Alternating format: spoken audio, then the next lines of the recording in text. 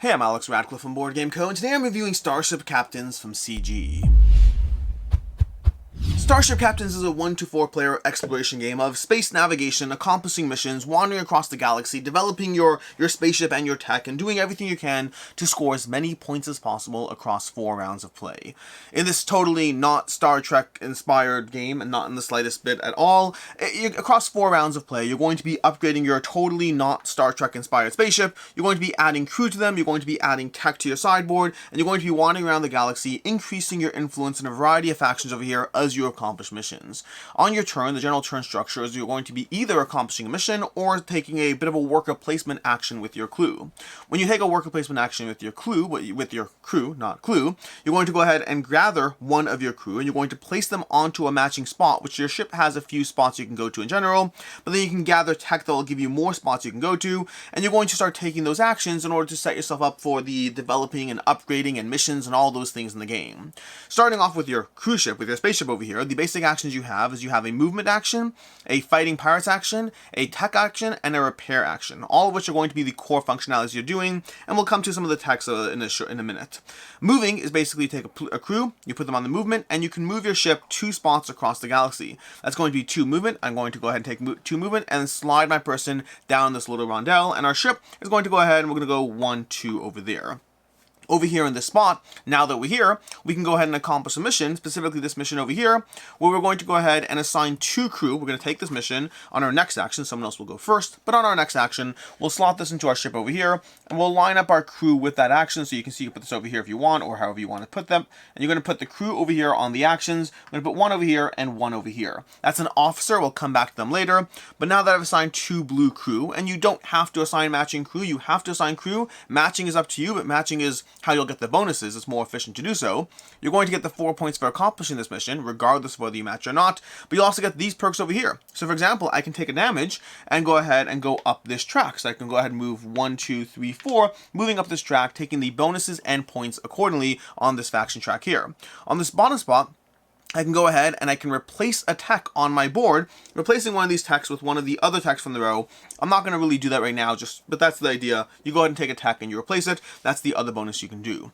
Now, when you apply an officer to a spot, officers, it takes a little bit to upgrade them, but officers take more powerful actions, and in the case of missions, an officer can do that a second time, taking another damage, and I'll go ahead and discard this pirate because it's worth it to me, and I'll go ahead and go up another 4, 1, 2, 3, 4, triggering this event, which will be very helpful over there. That's going to be assigning an officer to a spot. It can take a little bit to upgrade them, but officers are more powerful. Whether you go to a regular worker placement spot or a mission, they basically take double the bonus.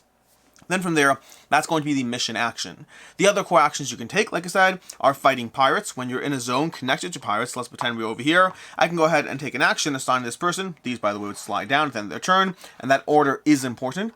But I can assign a person to fight pirates, slide them down, and then go ahead and fight this pirate, taking a damage, but also getting the rewards on the ship. I'm not going to do that right now, my ship is full, but that would be the fighting pirates action. Then from there, there's the tech action, where you assign a blue person to the spot. Let's pretend we have one over here. We're going to assign a blue person to that spot, and we'll take a tech from the tech row, adding that tech to our board. And then lastly, you have the repair action. The repair action anyone can go to. You can either put gray people on those actions, and gray people can only go on that action. Alternatively, you can assign anyone to that action and go ahead and repair a damage from your ship. And those are the basic actions you can take on your ship. As you upgrade your ship, you're going to gather additional worker placement zones. So for example, I can assign this person over here to go ahead and give up a pirate to move 2 up on any track and take one of these crates over here, which are extra bonus actions you can take. You can combine 2 crates for the matching colors to take that matching bonus action. 2 yellow crates, or yellow and blue, or yellow and red. Just pick a crate that shares a color with another crate and do that action. And that's another way that you're going to be able to take extra actions in addition to your crew. That's the core idea of the game. You're going to be moving around the board, you're going to be fighting pirates, and that's important because moving over pirates will take your damage if you don't deal with them. You're going to be upgrading your ship with the tech you're gathering from this row. You're going to be accomplishing missions and repairing your ship. For example, this little upgrade spot over here, this gives me 3 repair actions all at once. If I had a blue person, I could assign them there, then slot them into my ship, slide them around, and repair all 3 damage right off the bat. You can see how upgrading a ship is very important. There's also little rewards on the side of text. When you match these up, you can get extra movement, extra medals, or extra repair. And medals are important for a few reasons. First of all, using a medal, that's how you're going to be able to promote these people into colored people that can go to specific areas. Additionally, a medal can be used to change the color. I can pay in this medal to change the color of this guy to that yellow guy that I happen to need at this moment. And then additionally, 3 medals is how you upgrade somebody to an officer in the game. You only have 5 officers you can actually upgrade across the course of the game. It is hard to do so though. If you use all 5, you're doing pretty well. But upgrading an officer, like I said already, will give you double bonuses on missions, or alternatively, you can go to multiple worker placement spots on your turn. You can go to 2 worker placement spots, or you can bring someone in. That's the last thing you can do, where if you place an officer on a spot, instead of going to another spot, you can bring in another crew of their color into the ship and prep them for the next action. So basically, that's what's going on there.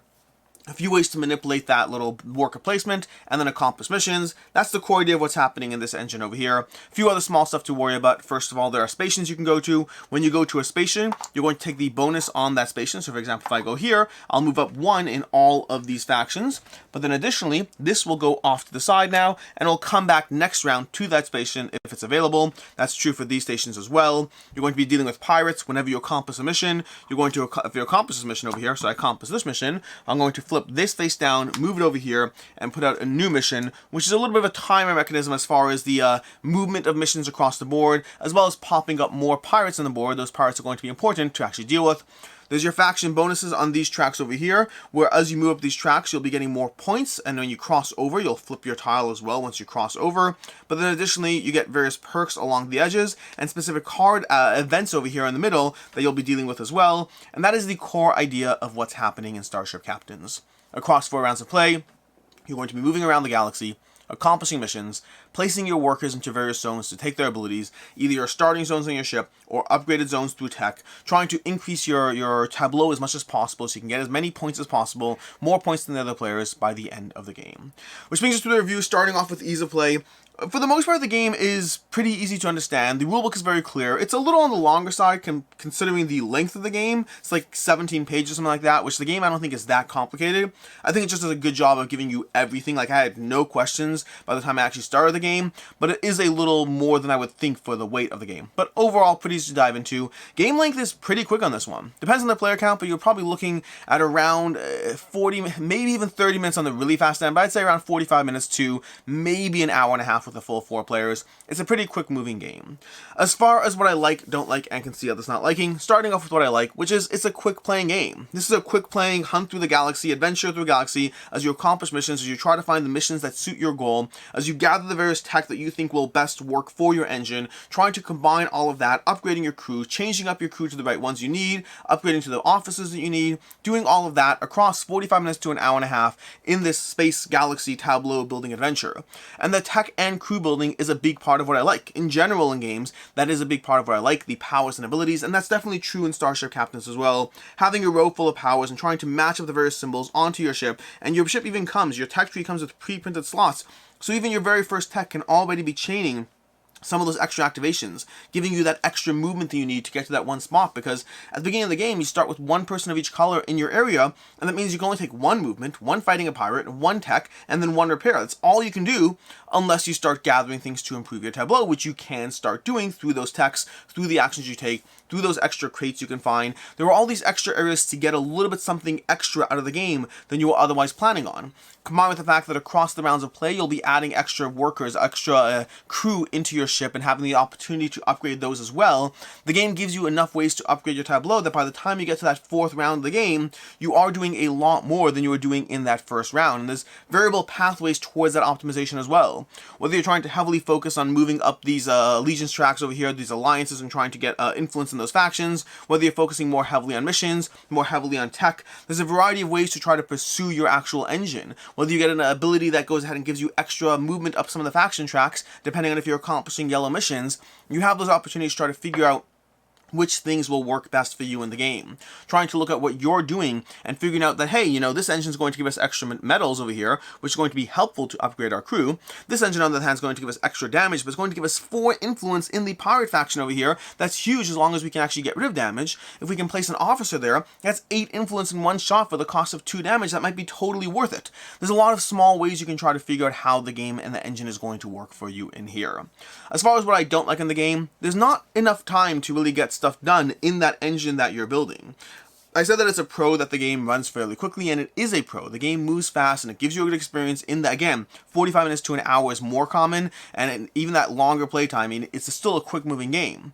The downside of that is you're building up your tableau, and you're building up your ship over here, and you're getting your upgrades, and you're building up your crew, and before you know it, the game is over, and you didn't get as much done as you might have thought. This is a game that tries to cram a lot into a short playtime, and the plus side is you have that short playtime. The downside is I just don't feel like I'm getting as much done comparable to the tableau that I think I'm building up in the game.